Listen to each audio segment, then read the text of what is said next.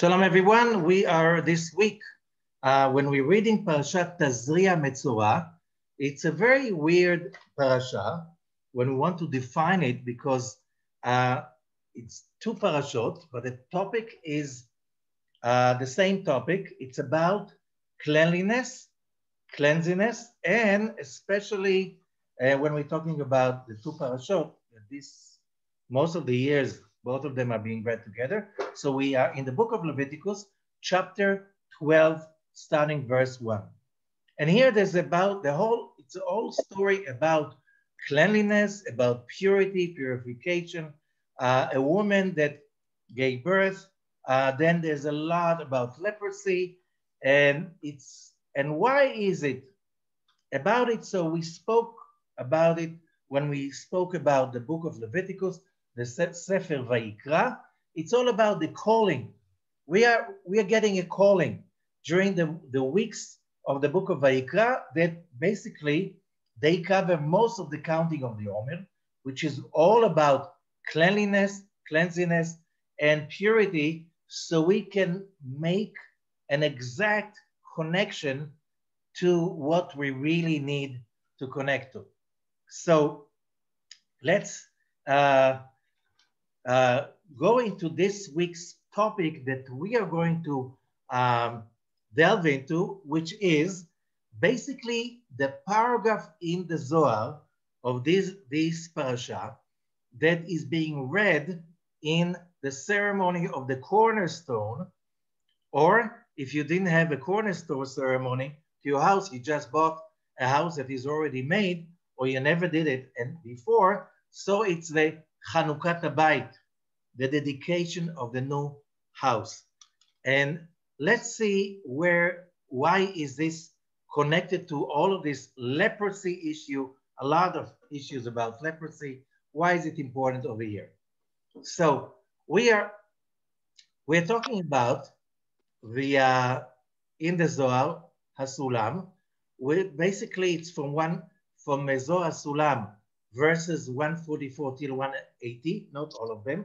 We're skipping some of them, but it is covering, focusing on the issue from the Torah itself about something very weird to a modern ear, which is the leprosy of the houses. What does it mean, leprosy of the houses?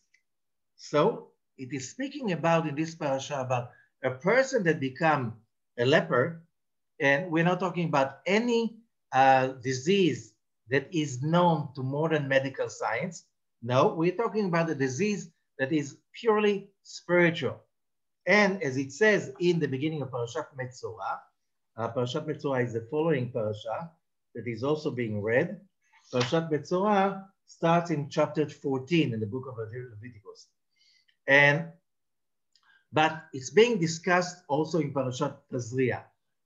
People had leprosy, tzara'at, which is, again, it's not leprosy, it is tzara'at. And the Zohar speaks, and it's many commentators. Let's say what Rashi is saying. What is that tzara'at? It's a disease that only the Kohen could, not a physician, only the Kohen, the priest, could identify and heal.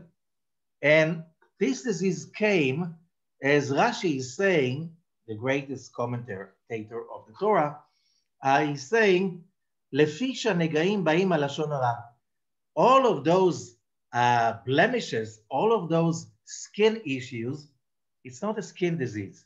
It's a disease that can see over the skin, okay? But only the Kohen in the time of the temple could identify the disease. And what Lefisha negaim baim al lashon hara, they're coming because of bad mouthing. Bad mouthing somebody. You could badmouth another person. You can badmouth the creation. You can badmouth the land of Israel. It's all heavy cases of badmouthing. And we know that badmouthing, it's very hard to heal because it hurts three people.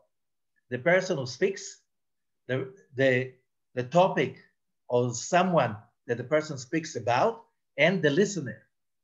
Okay, the damage is so beyond imagination, just to show us the power of speech. And that's why Metsora, which is wrongly translated as leprosy or leopard, is from the words motzi ra, giving a bad name to something, to reality, to the land of Israel, or to another person.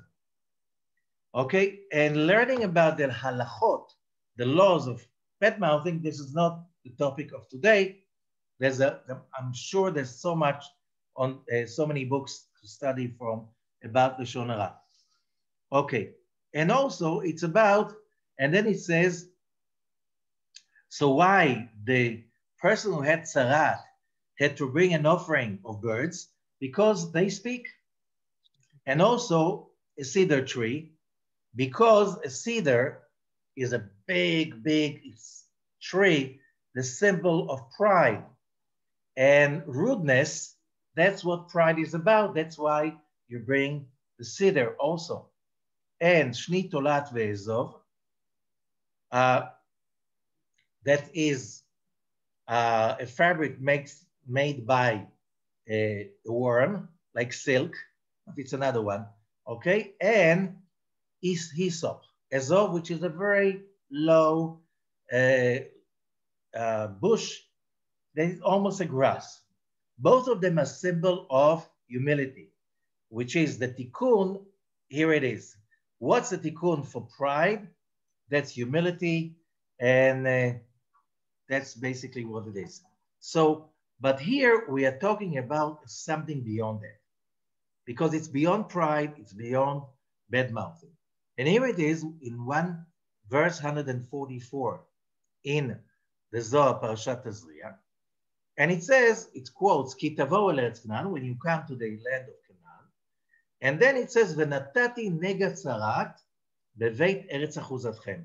And I will give the blemish of tzarat, again, the only word we have in English is leprosy, which is not the medical disease of leprosy, because houses do not have leprosy, okay? I will give the leprosy in the house of your estate that you're going to get in your conquest of the land of Canaan.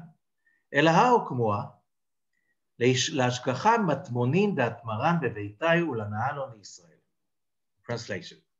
As it says, when you come to the land of Canaan, okay, and you get houses that have those blemishes of kind of tzarat. And as Zohar is asking, וכי זהו שכר טוב שימצאו נגעים בבתים של אלו שזכו לקנוס לארץ? What is this? What's so exciting about promising people when you are going to go and finish the journey in the desert, you're going to come to a land that you're going to conquer, and you're going to conquer a land with houses over there, farmhouses, and there's going to be a blemish, a metaphysical disease, tzarat, in the houses. And the Zohar is saying, that's very exciting, huh? You know, you will go through the desert, you'll follow God's command, you follow God's messenger Moses, and finally, you're coming to the promised land, and you're supposed to be excited about getting houses with tzarat. What kind of a promise is that the Zohar is asking? And he answers, אלא הרי הם ידעו שהוא כי אחר שיתצאו הבתים המנוגעים, ימצאו אוצרות שהצפינו הכנענים בבתיהם, ויענו מהם ישראל. So the Zohar is saying there is a pshat, a simple explanation. You can find it in the book of Vayikra Rabbah, chapter 17, verse 6, that says that the Canaanites, when they hear the Israelites are attacking, so a lot of people, when they're being attacked, what do? They hide their treasures. They hide their treasures in the house somewhere, in the walls. They dig in the basement. They hide treasures. So when the Israelites take the houses, they will see those tzarat on the walls of the houses so they know to dig and to find the treasures. Yeah, but if you read the Torah carefully, it doesn't make sense. Why? Because there are few stages of dealing with the tzaraat. Okay? And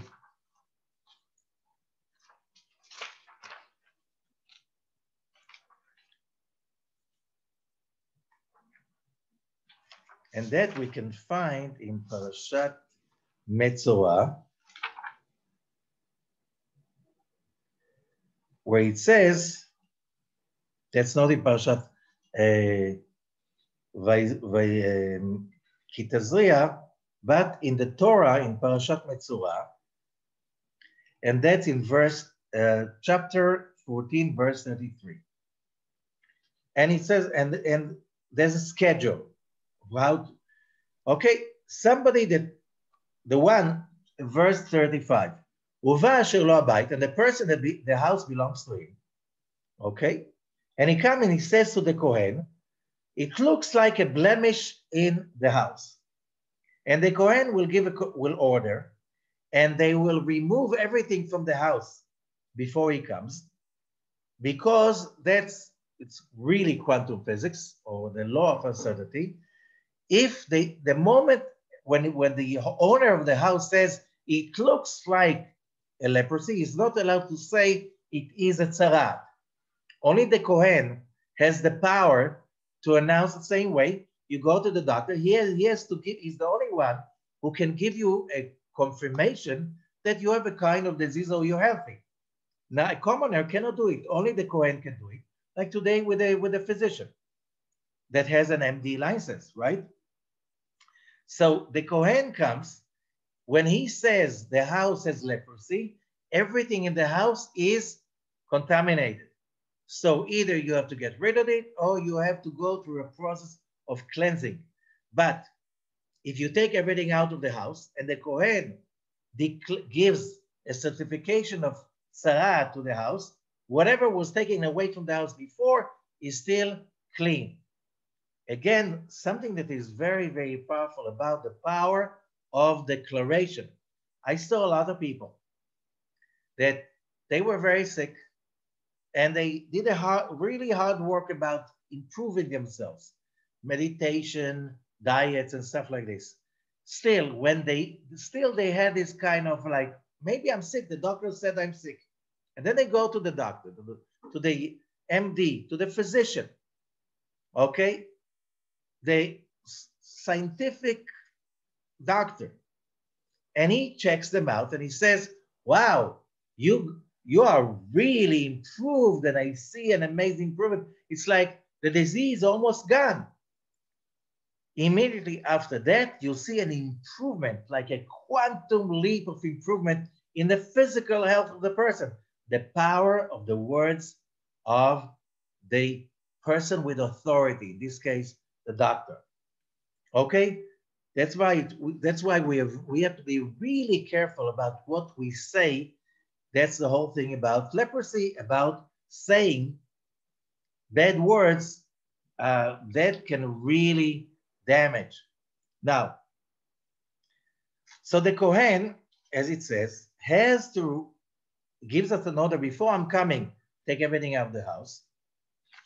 Okay, and then it says about how the Kohen identifies that the house is really having the tzaraat. Okay, then the Kohen goes out of the house. I'm in verse 38. ויצא הכהן מן הבית אל פתח הבית, והסגיר את הבית 7 ימים, and he puts the house into quarantine. We heard a lot about this word quarantine. Verse 39, ושב הכהן ביום השביעי וראה והנה פסע הנגע בקירות הבית. Then the Kohen comes back after 7 days and he sees that the blemish has expanded like a malignant. It's the same words in modern Hebrew for malignant cancer. Okay, verse 40, וציווה הכהן, so he knows this is a real tzaraat. It's spreading. וציווה הכהן וחילצו את האבנים אשר בהן הנגע והשליכו אותן אתהן מחוץ לעיר למקום טמא. So the first step is to remove the part of the house that has the blemish, okay, which means to remove those blocks, that part of the walls that is blemished, to remove them, put new blocks, new stones, and to put new plaster, okay, and to see what happens. That's verse 42. Now, verse 43. ואם ישוב הנגע ופרח בבית, but if the blemish, the disease, comes back into the house and it's still spreading around, okay, after it was treated the first time, the stones are being removed, new plaster being put, new paint, okay, now, verse 49, he would take a measurement to cleanse the house. 2 birds, 1 cedar tree, and the worm thing and the hyssop, remember? To cleanse the same thing that is being used to cleanse the person who has tzarat. Okay? So he does that.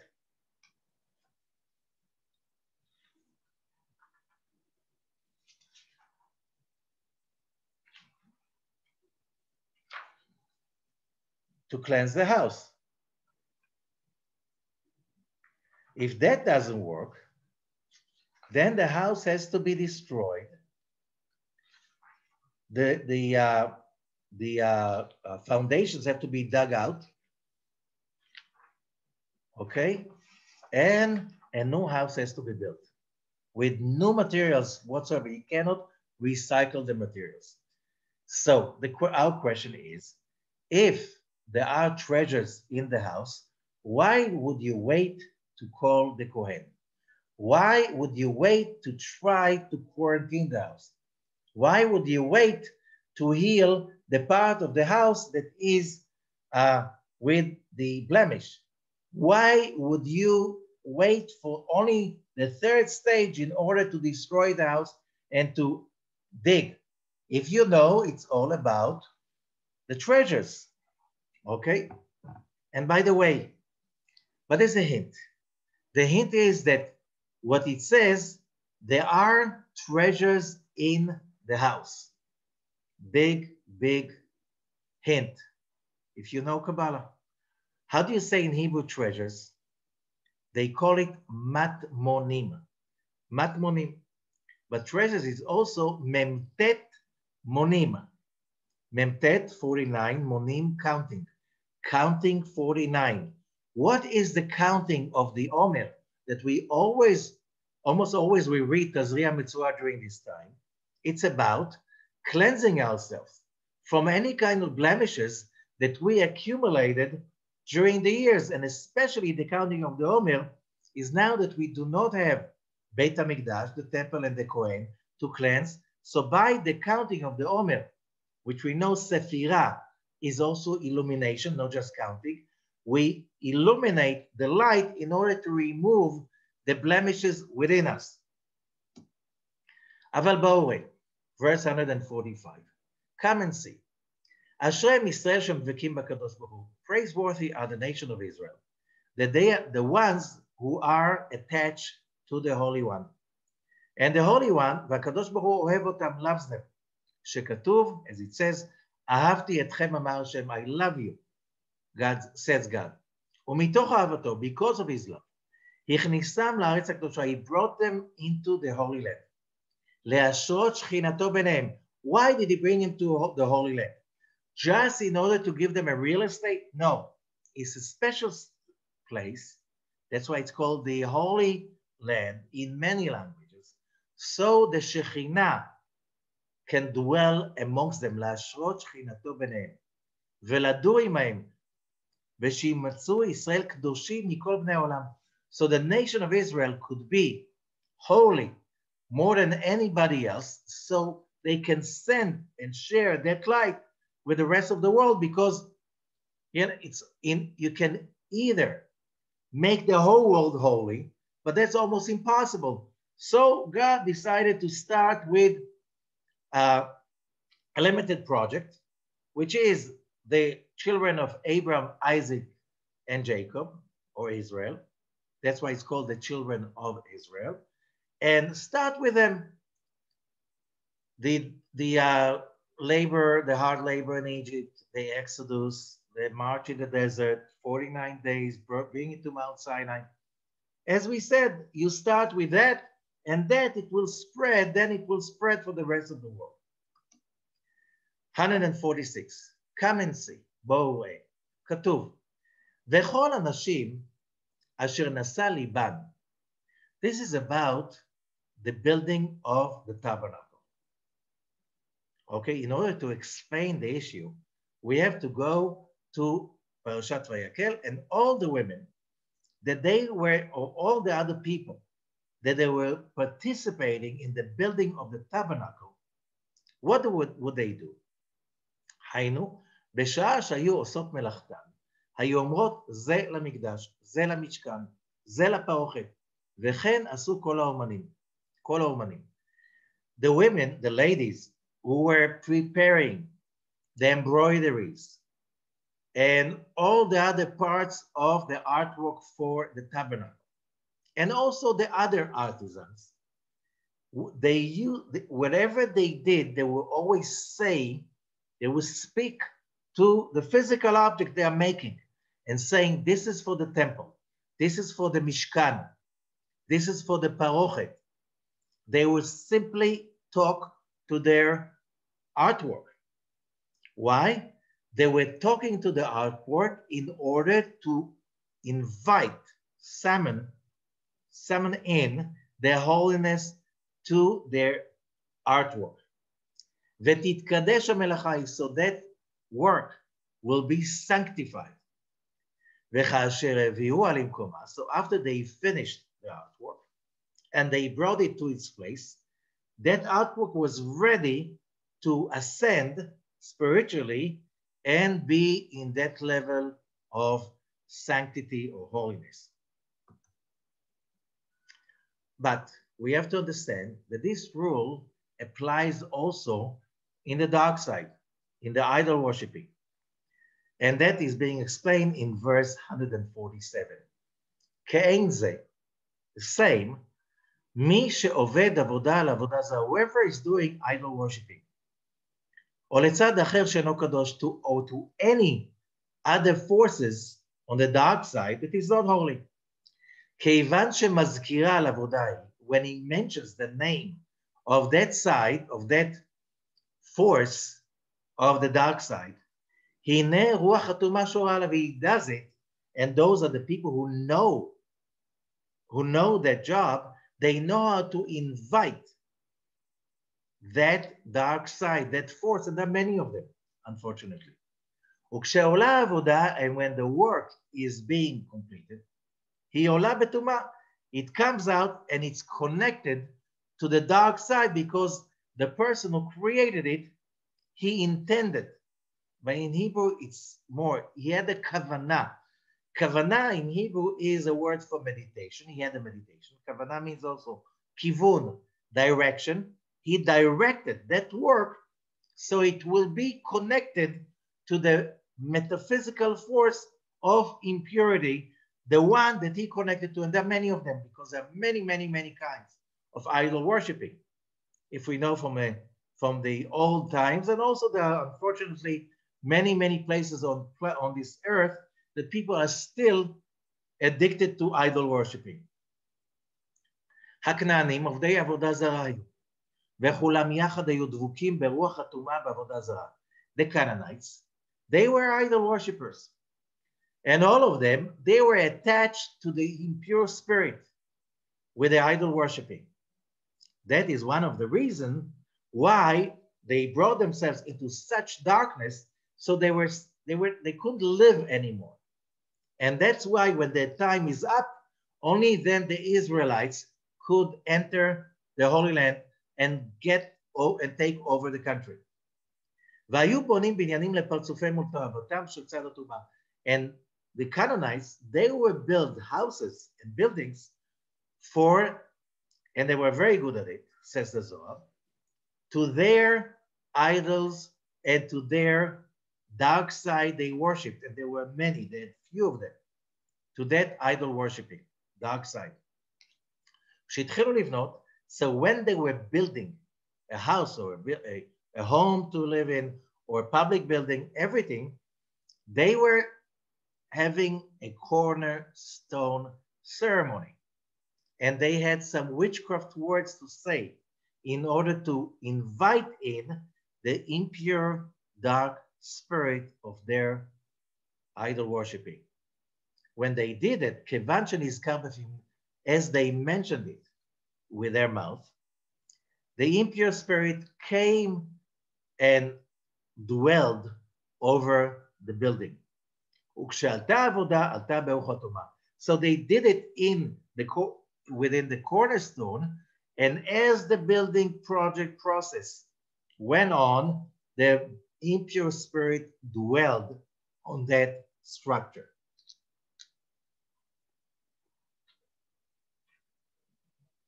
Now we know today with modern astrology, because in Israel, wherever you build, first when you dig, the Antiquities Authority has to watch you, because everywhere there's some archaeological findings.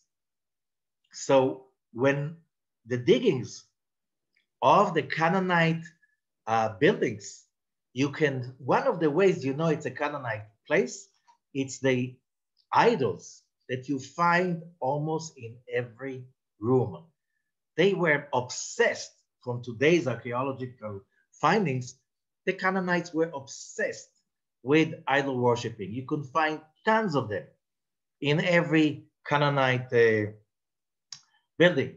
Unfortunately, many of the Israelites follow the Canaanites, so you can also find idols in houses that they belong to Israelite cities. Still, for centuries, the idol worshiping went on in ancient Israel even during the time of the first temple. 148. כיוון שבאו ישראל לארץ, so when the Israelites came to the land and inherited it and conquered it, רצה הקדוש ברוך הוא לטהר למענם ולקדש למענם את הארץ. So the Holy One, the great God, wanted to purify for them that place, to sanctify it for them, and to make place for the Shekhinah, the divine presence. So the Shekhinah cannot dwell in an impure location. ועל כן, בנגע צרעת ההוא היו הורסים הבניינים של עצים ואבנים שנעשו בטומאה. So when an Israelite moved into a house that was built by the Canaanites, and what did he do in the house? He would put a mezuzah. What's a mezuzah? A mezuzah is a parchment that a sofer, a scribe, wrote on it two texts from the Torah itself, the Shema Israel, okay? And he put that text inside. He wrote it with the right consciousness to bring in the holiness. And you put the mezuzah when you move into a house till today. And you put the mezuzah where? You put it in the front door, in the bottom of the third part, part of the right post, okay, in the bottom of it. Okay, that's where you put it. You don't put it somewhere else. If the house is bigger, ancient times, most families had only one room. It was the kitchen and the bedroom and everything else, and the dining room. But when you have a bigger house, you have to put a mezuzah for every room that you live and you are active in, except for the bathrooms. So what is that mezuzah? The mezuzah is another tool to connect the house to the network of the pure system. It's like a SIM card that you inject, you put over there. Now the house is online. Now Shabbat is coming. The wife is lighting Shabbat candles, and now the house is raised up to the holy system of Shabbat. The father is making Kiddush, is inviting by the Kiddush the holiness into the house, the Shabbat Sudot, and all the study of the Torah in the house. It's all bringing holiness into the house. What happens if the house was built with a lot of impurity, with a lot of witchcraft? Now the two forces are starting to fight with each other. Verse 149, come and see. אם מעשה זה של נתיצת הבתים המנוגעים היה כדי למצוא צרות בלבד, if breaking of the blemished houses, the houses with the tzarat, was only to find treasures, היו צריכים אחר כך להחזיר אבנים למקומם כמו שהיו. So the Torah would have no problem if you destroy the building, find the treasures, and then you use the same materials to rebuild the house. Okay, why is there a problem? וכן היו צריכים להחזיר עפר למקומו, you can use the same soil. אבל המקרא כתוב וחלצו את האבנים, but the Torah says, and you should remove the stones. וכתוב ועפר אחר ייקח, and it says, and you should take another soil. שהוא כדי להעביר את רוח הטומאה, that is all in order to remove everything that the impure spirit touched.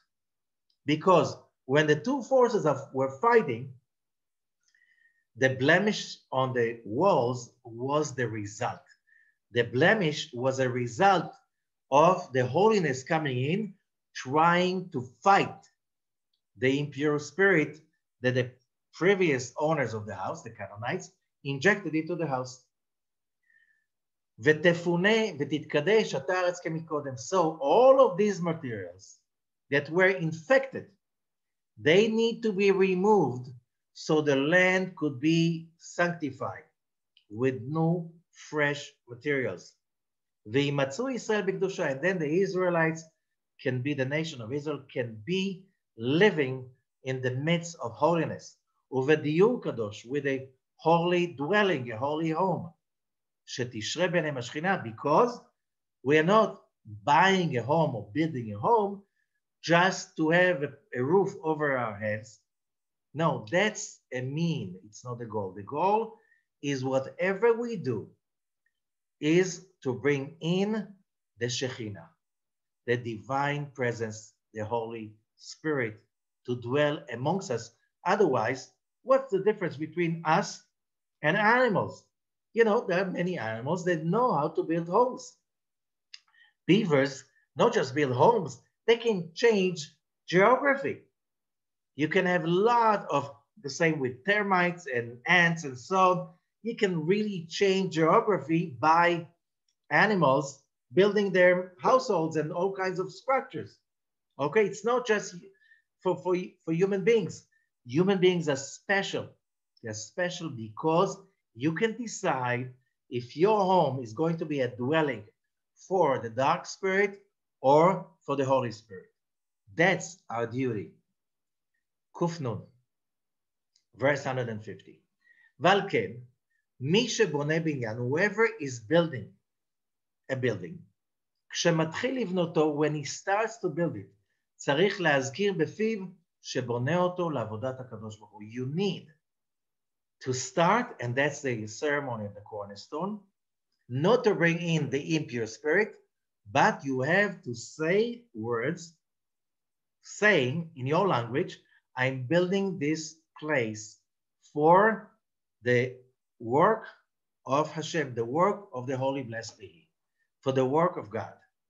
That's the purpose of building it. In the moment I say that, something happens. Mishum ze katuv, that's why it says, Jeremiah 22:13, Hoi boneh beito belo tzedek. Woe to that person who builds his home without tzedek. He'll explain what does it mean, tzedek. Tzedek is justice, but it means something much deeper than that.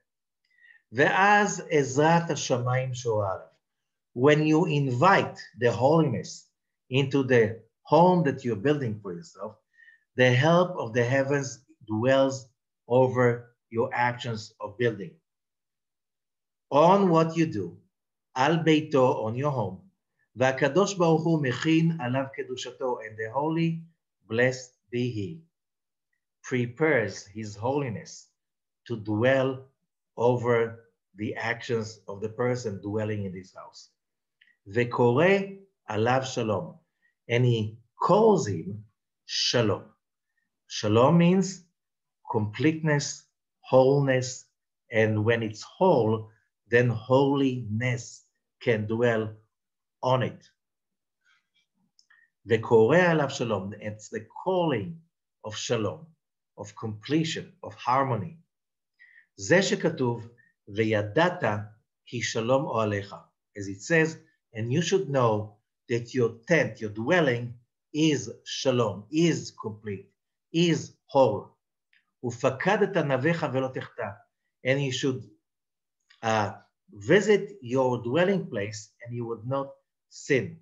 What does it mean you should visit your dwelling place and you should not sin?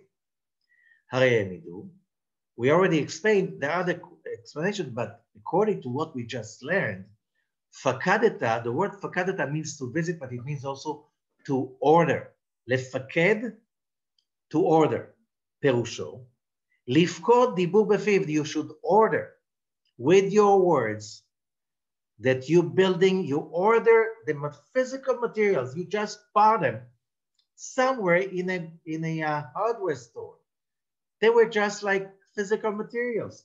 You're bringing over and you order them by your words, by your blessings and prayers. You give them an order and they will follow that order. What does it mean? דהיינו שיאמר בפיו שבונה אותו לעבודת הקדוש ברוך הוא כנ"ל. You have to say with your mouth that you're building your house, your home, for the Creator, for God, for Hashem alone. This is the purpose of building the house.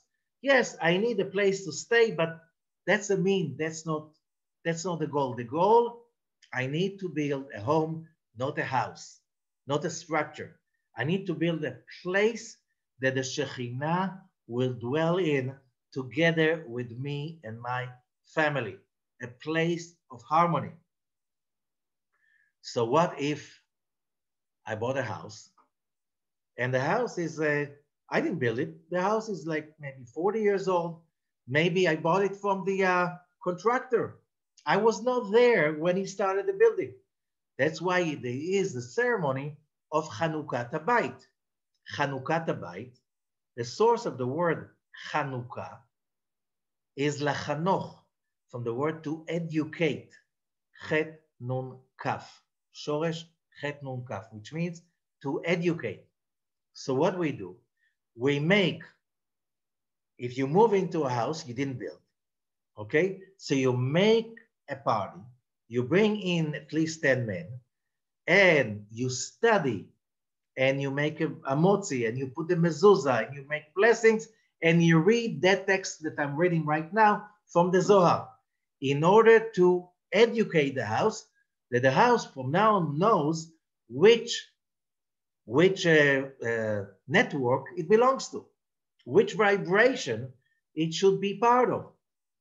Because what we say as we celebrate Hanukkat Habbayit is to replace the cornerstone ceremony.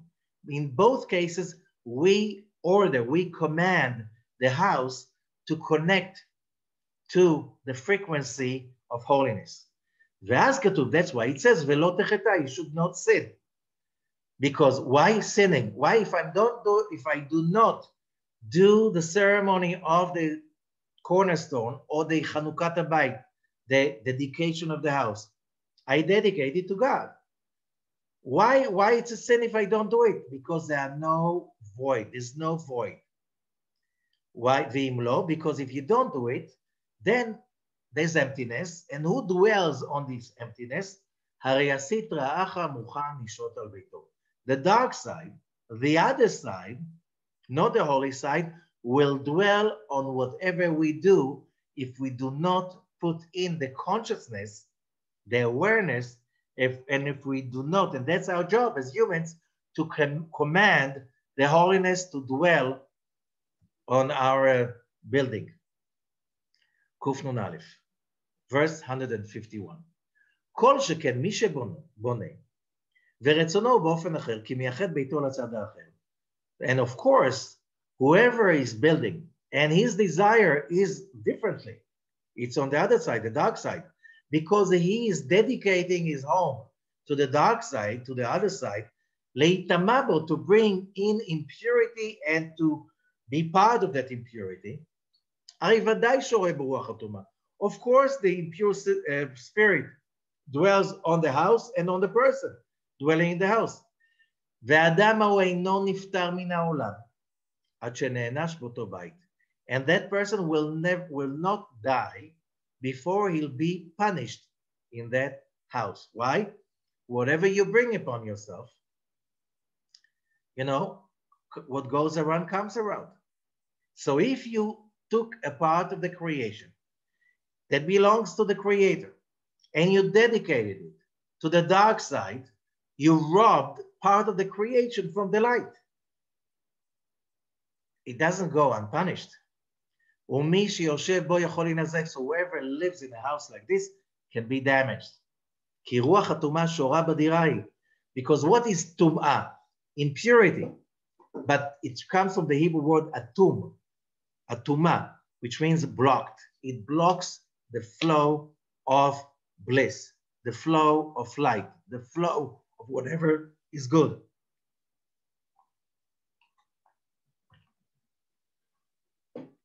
So that impure pure spirit, shora b'dirai, dwells in that apartment. Umazik et mi shenimtza ba, and it hurts, damages whoever lives in that place. Why are you saying that? What if I did not know that the person who built the house put dark magic in that house?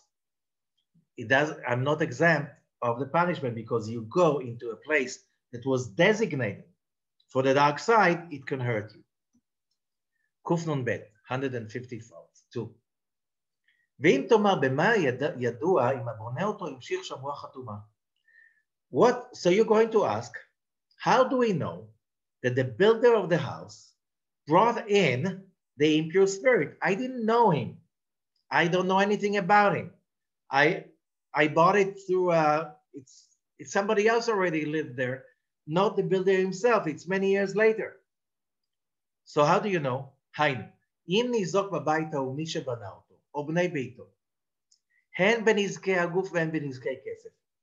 If you see that there was kind of bad luck in that house, and the person who built the house had all kinds of weird traumas and disasters happening to him that either hurt him physically, which means diseases or accidents, or financially, all kinds of money problems, financial problems. And two other families who moved in, they were also had the same damage. You know, there was a problem. You know, it's like you want to buy a house and you don't know what the house is about. So you ask around, you ask the neighbors, like what kind of people lived there before? And if you hear that the people that lived in the house beforehand, it's like in like 3 families in consecutive order, and both of them came as a happy family and they divorced or went through bankruptcy and everybody got sick or something like this. If that symptom repeats itself 3 times, you know there's something wrong with the house. As vaday yivrach adam lahar v'lo yeshev bo. You should run away to the mountain. Do not live in a house like this. Yeshev b'me'arat afar. It's better that you live in a cave v'lo yeshev bo, and don't live in a house like this. Verse 133. Umishum ze hakadosh baruch hu chas al Yisrael. And therefore, the Creator had mercy for the nation of Israel. Shemenam yodim davar. They don't know. They come to a new land. They have no idea. There were no neighbors to ask what happened in the house. They don't know how the house was built, but there was a problem. The Canaanites were obsessed. As I said, today's excavations show there's no house in a Canaanite dwelling that had no idols in every room and all kinds of witchcraft materials. And you could see, just read any research of archaeological excavations in the land of Israel.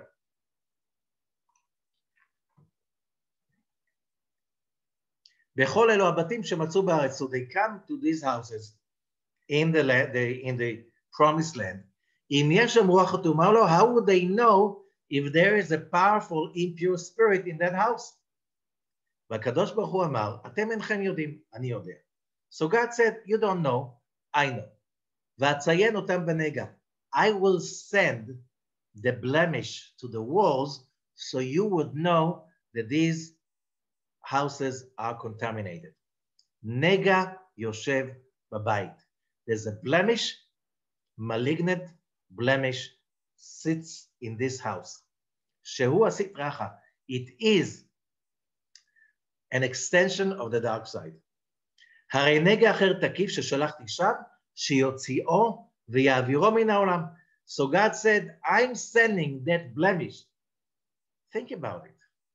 We call it a blemish, but the Zohar says that's a blessing, which means if I do not see the blemish, how would I know there's a problem? Because that problem can make us, the family living in that house, sick, go through accidents, all kinds of bad luck stuff.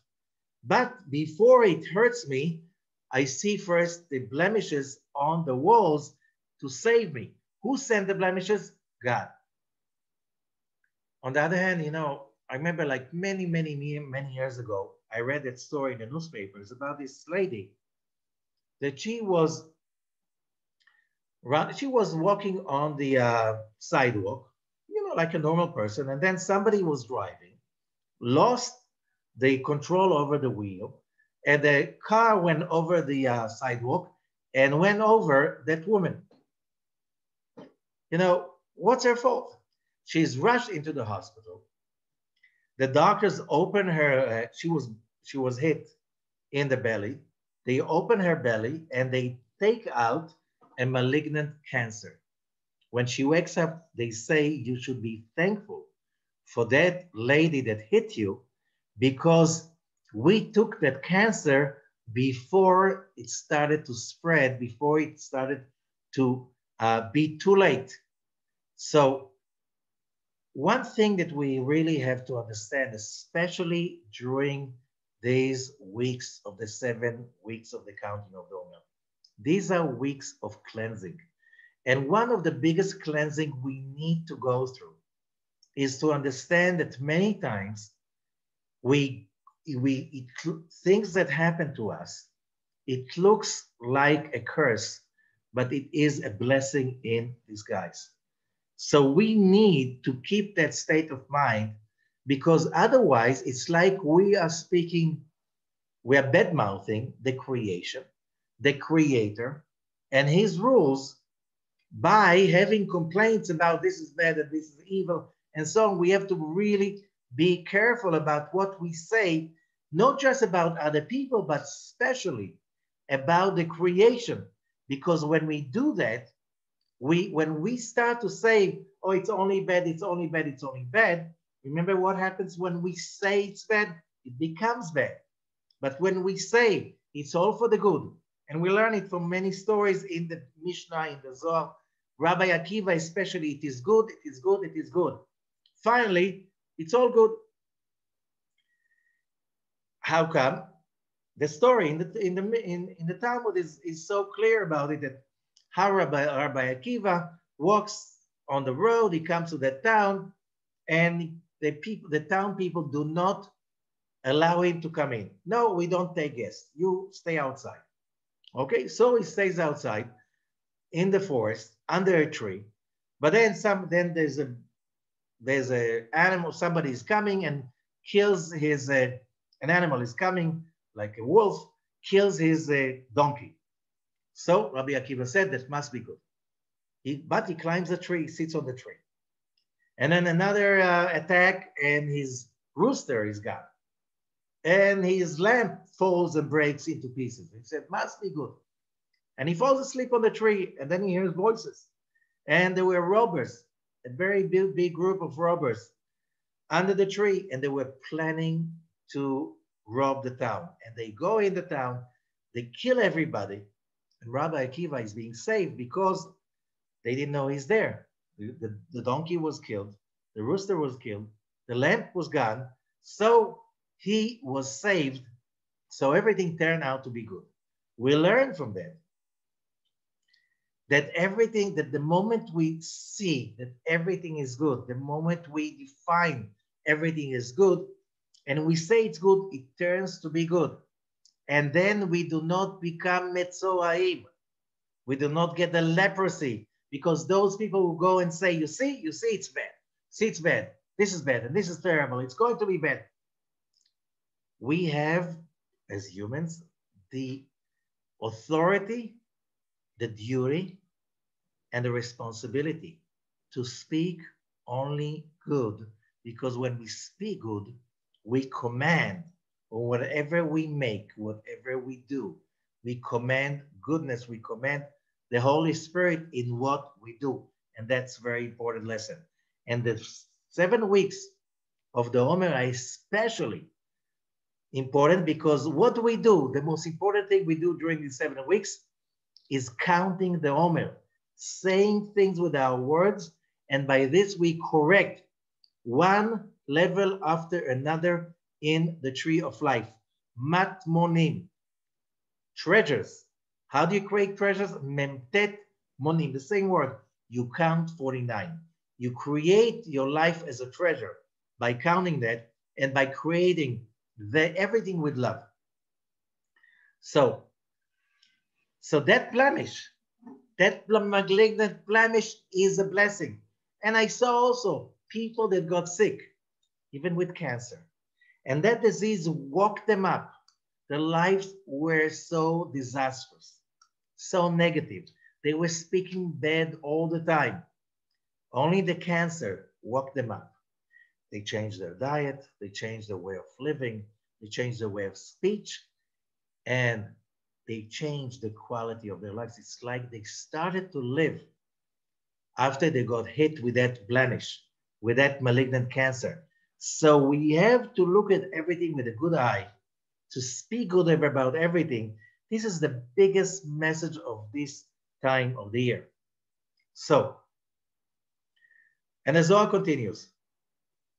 And then, וניתץ את הבית, את הבנה ותצם. So the Torah says, and you should smash the house, the stones, and the wood of the house.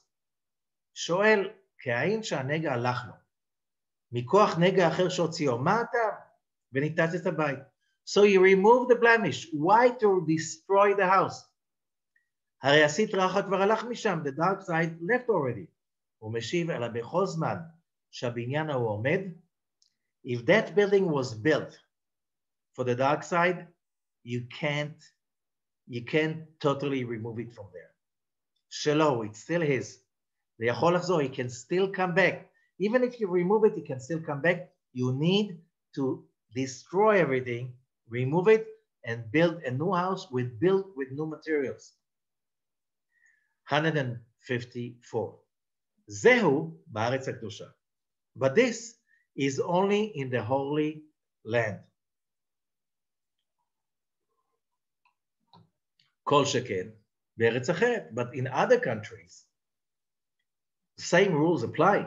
שרוח הטומאה נמצא שם יותר, because the impure spirit is more available outside Israel. Inside Israel, whoever visited the Holy Land, and people came to the Holy Land for many, many years, just to connect to that field that you cannot get really outside Israel.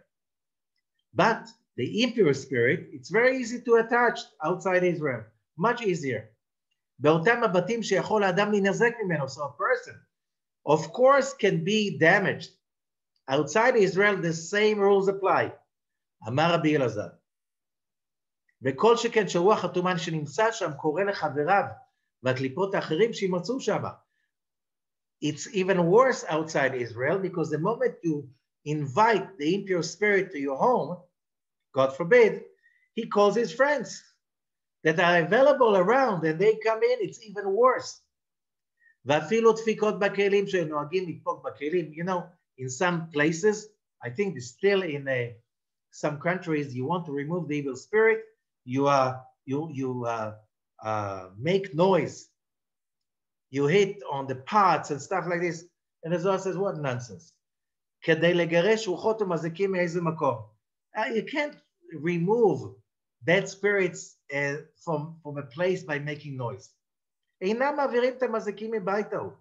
משום זה המקרא מכריז ואומר, that's why the Torah says, הוי בונה ביתו בלא צדק, that's Jeremiah. שהדרים באותו בית ודאי אומרים מקרא זה בכל יום. The people who live in a house that will build in order to bring in the dark spirit, that's what they say every day. Why did they build it this way? 157. שואל, אומר והגיד, ויאמר היה צריך לומר. It says, why did the Kohen say והגיד? It's another way to say to tell. But if you remember, what did we do on the night of the Passover Seder? We read the Haggadah. Okay? Haggadah, it's something that you say. But in Hebrew, something that you say, you can say Vayomer, Amira. Why Haggadah? It's not a synonym. It has a different meaning. What did we draw when we said the Haggadah? We said, when whoever listened to the learning about the Haggadah, the Passover Haggadah, Rabbi Isaac Luria, the Arizal, is saying, when we say the Haggadah, we draw the spirit of life, which is the light of Chokhmah. The light of Chokhmah. Okay, so when you say Vehigid, or Vayomer, or Vaidaber, there are three ways in Hebrew to say the word to say. It looks like it's a synonym. No. We know that words have power. Different kind of words have different power. And the answer is, so in Hebrew, it's a different verb for each way of speaking. You can speak with a command, you can bring in light, and so on. You just can tell something, you can command. There are different verbs for each. Umeshiv, and the answer is, says the Zohar, Ela bechol makom omes dvar chokhmah. So as we said, Haggadah means to bring in Chokhmah, the life force of the light. Ve'midura, we already explained, as we said. Ukenega nir'a li b'bayit, omer kenega. And he says, it looks like a blemish. He doesn't say it is a blemish because you're not authorized to give a verdict about the house because you live in the house, but you're not a Kohen. Nega yatzich lomar should be nega, not kenega, as like a blemish. Omer nirali, it looks to me. Yeshli should be, I have a blemish, should be said. שהרי כתוב ונתתי נגע צרה בבית ארץ חוזתכם. שמשמע שיהיה נראה לכל. Everybody can see it. Okay? So why did it say, ולמה אומר כנגע, why it looks like? I think you're already getting the point. If I live in the house, but I'm not a Kohen, if I am a person, you know, a common person, I don't have any medical background. How can I come to a person and say, oh, I know, you have this, you have this, you have this. Oh, I learned a lot on the internet. You can't say these words because words have power. And when you come to a person and say, oh, you have cancer, you have this, people can go into a shock. People can really trust you because they think that you are authorized to say it. And you're not supposed to do that because words have power. That's why doctors have to be also very careful about the way They speak to their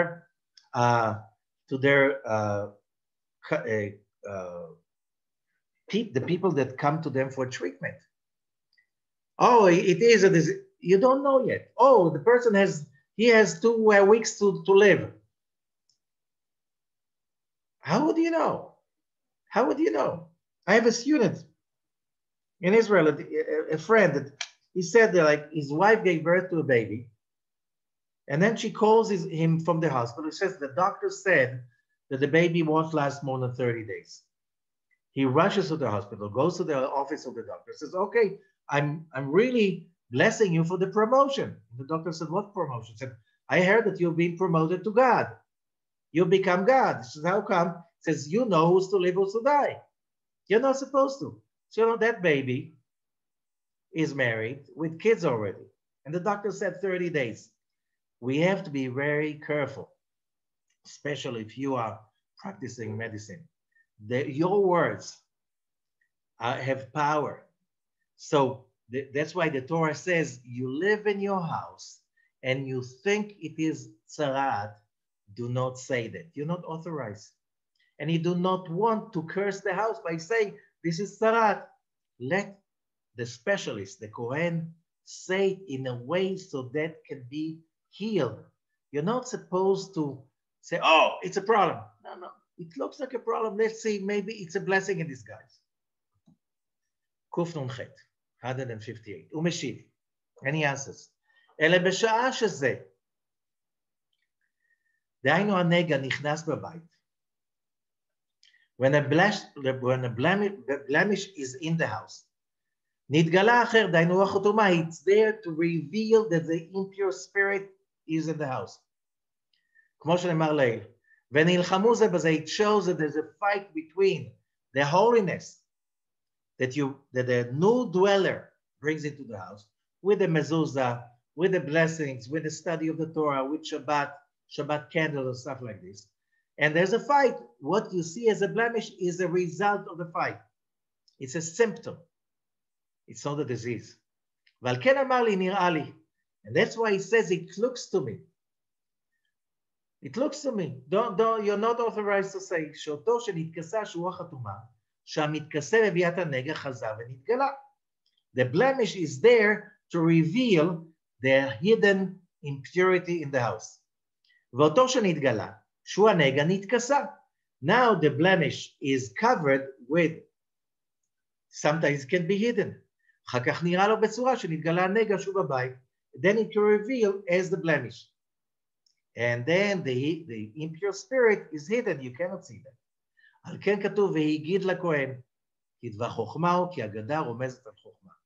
He says it as a חוכמה, you want to bring in the life of life, the light of life. So it's all about how do you learn from that? How to treat also physical disease, or when there's somebody who's a specialist come to heal your business. And he's a specialist in that. You always have to speak in a positive way. Never say, oh, it's a disaster. It's everybody going to die. That's horrible to say that. Continue the same verse. Perush, commentary. Kinitber Lel, we already explained. Verse 153. שהנגע ורוח הטומאה שורה בבית מחמת שנבנה שלא בצדק. הם הפכים זה לזה. So we know that the blemish and the impure system, the impure spirit dwelling in the house, because it was built to bring in darkness, they are opposite to each other. So the blemish, whatever you see, is not the problem. It is a pure spirit that is screaming, there is a dark force over here I cannot remove by myself. So it's a good sign. Many times, whatever we think it's a bad sign, it's a good sign. It's a good sign that there's a problem to deal with, to overcome, to heal. Because the impure system is also the light of Sfirat Chokhmah, but only from the left side, from above to below. This is always creating short circuits, troubles. That's the bringing Keter Chokhmah Binah, the upper three. Who brings that down? Selfishness, idol worshiping, all the ancient system of how to get without giving. What is crime? To take without paying for it. There's nothing wrong if you take the groceries from a grocery store when you pay for it. But if you don't pay for it, that's wrong. Okay? Or you take somebody's belongings without asking him. Okay, that's wrong. Why? It's all about one thing, selfishness. It's about taking. What does it mean taking? It's getting high and then comes the buy. Because that's an impure spirit. There's a payment because you block yourself. But it begins sweet.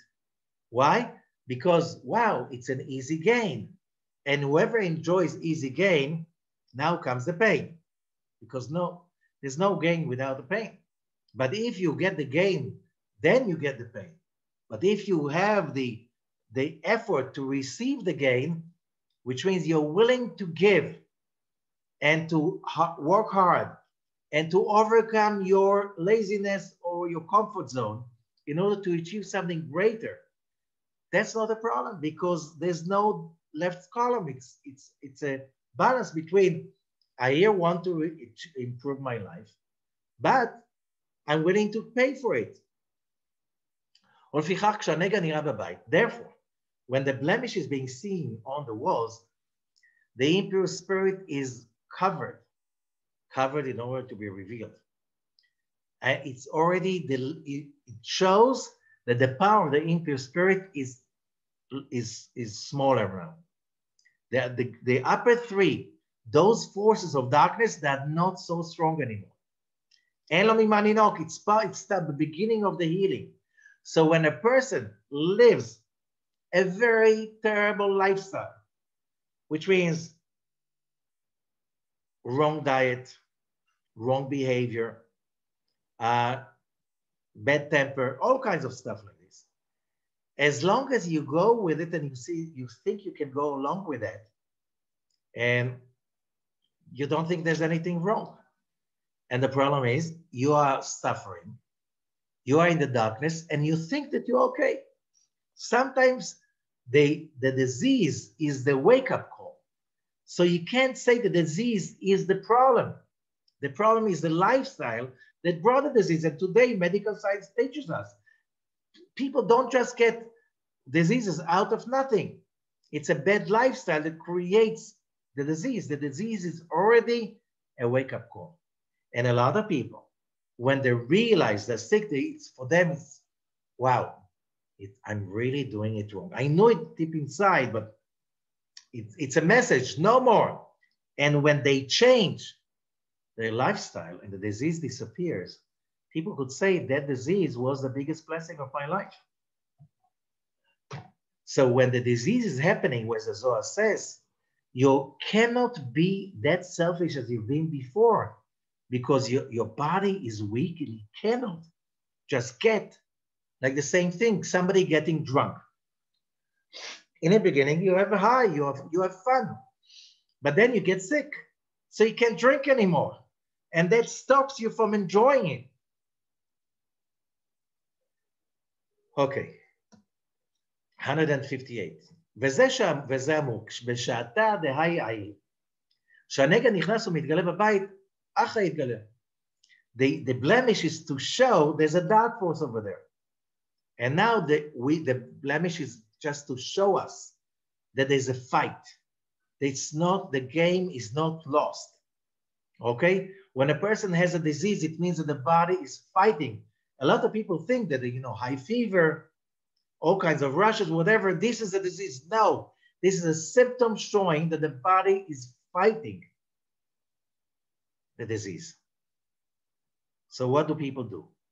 They shut down the body.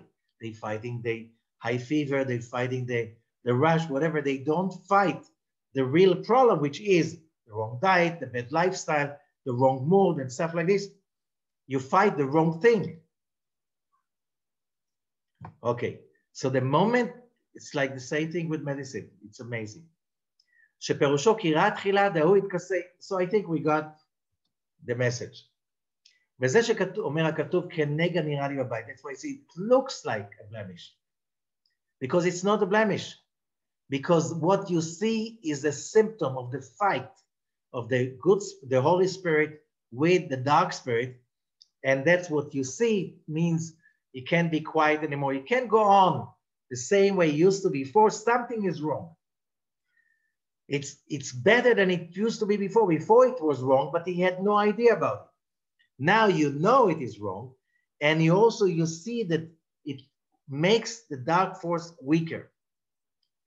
Okay, and that's why the person comes to the Kohen and he says it looks like.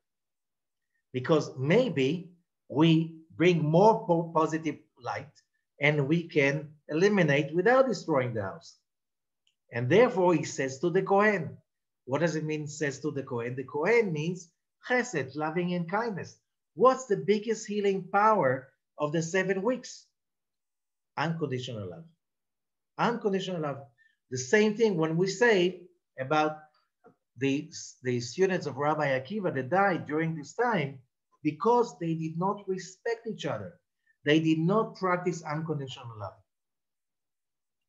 That's how you bring it to the Kohen and not to somebody else, because the Kohen is a symbol of Archangel Michael, which is the light of Chesed and the power of unconditional love. 159. ואז בא הכהן, and then the Kohen comes. ויפילו הבית ויצאו אותו. העצים והאבנים והכל. And then they destroy the house, smash it into small pieces. And the moment they did it, everything is cleansed, everything is pure. Now the blessing can come and dwell. הם מתברכים, אז כתוב, ובתים שובים תבנה וישבת.